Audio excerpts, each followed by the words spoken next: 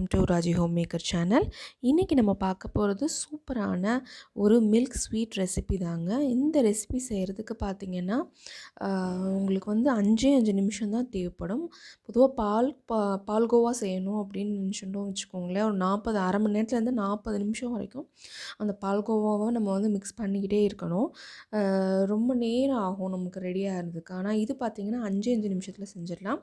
அதிகமான பொருட்களும் இதுக்கு தேவைப்படாது. இந்த ரெசிபி எப்படி செய்யலாம் அப்படிங்கிறத பார்க்கலாம் வாங்க. இந்த ரெசிபி செய்கிறதுக்கு நான் என்ன எடுத்திருக்கேன் அப்படின்னு பார்த்தீங்கன்னா, 1 கப் அளவுக்கு தண்ணி எடுத்திருக்கேன். இந்த 1 கப் அளவுக்கு தண்ணி பார்த்தீங்கன்னா, நீங்கள் எந்த கப்பில் மெஷர் பண்ணுறீங்களோ அதில் தான் எல்லா பொருட்களையுமே நீங்கள் மெஷர் பண்ணுற மாதிரி இருக்கும்.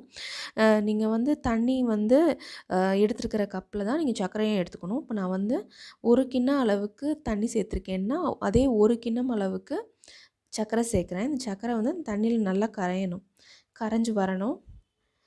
நல்லா கரைஞ்சி வந்து கம்மி பதம்லாம் வர வேண்டியது கிடையாது. முதல்ல கரைஞ்சி நல்லா கொதிக்க ஆரம்பித்தா போதுமானது. இந்த சில பால் பவுடர் பார்த்திங்கன்னா அதில் வந்து சர்க்கரையும் சேர்த்து வச்சு கலந்து இருக்கும். நான் வந்து அந்த மாதிரி இருக்கிற பால் பவுடர் தான் எடுத்திருக்கேன். உங்களுக்கு வந்து அந்த மாதிரி இல்லை, சுகர் சேர்க்காத பால் பவுடர் தான் கிடச்சிது அப்படின்னா நீங்கள் வந்து சர்க்கரை வந்து 1.5 கப் அளவுக்கு சேர்த்துக்கோங்க. இது நல்லா கரைஞ்சி கொதிக்க ஆரம்பிச்சிருச்சு. இப்போ இதில் நான் என்ன சேர்க்குறேன்னு பார்த்தீங்கன்னா, 1.5 கப் அளவுக்கு பால் பவுடர், அதாவது 1 கப் அளவுக்கு நீங்கள் வந்து தண்ணி சேர்த்திங்க, 1 கப் அளவு சர்க்கரை சேர்த்திங்கன்னா 1.5 கப் அளவுக்கு பால் பவுடர் சேர்க்கணும். அப்போ தான் இந்த ப்ரொப்போர்ஷன் வந்து உங்களுக்கு கரெக்டாக இருக்கும். பாருங்கள், நல்லா கரைஞ்சி வந்துருச்சு.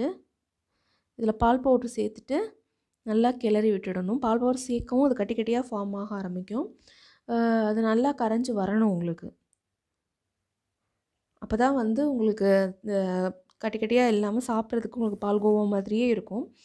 அதிகமான நேரம் செலவு பண்ண வேண்டாம். அதிகமாக பால் வந்து ரொம்ப சேர்க்க வேண்டாம். நீங்கள் டக்குன்னு இது ரெடி ஆகிடுச்சு பார்த்தீங்களா? இந்த மாதிரி இது சுருண்டு வரவும் நீங்கள் ஸ்டவ் அமர்த்திடணும். ரொம்ப நேரம் வச்சுருந்தீங்கன்னா அந்த பால்கோவா தீஞ்சிரும். டக்குன்னு அமர்த்திடணும். லேசாக சுருண்டு வரும்போதே நீங்கள் அமர்த்திடணும். பாருங்கள், சூப்பரான பால்கோவா ரெடி ஆகிடுச்சு. இந்த ரெசிபி உங்களுக்கு பிடிச்சிருக்கு அப்படின்னா ராஜி ஹோம் மேக்கர் சேனலை சப்ஸ்கிரைப் பண்ணுங்கள். பக்கத்தில் பெல் ஐக்கானையும் கிளிக் பண்ணுங்கள். தேங்க்யூ.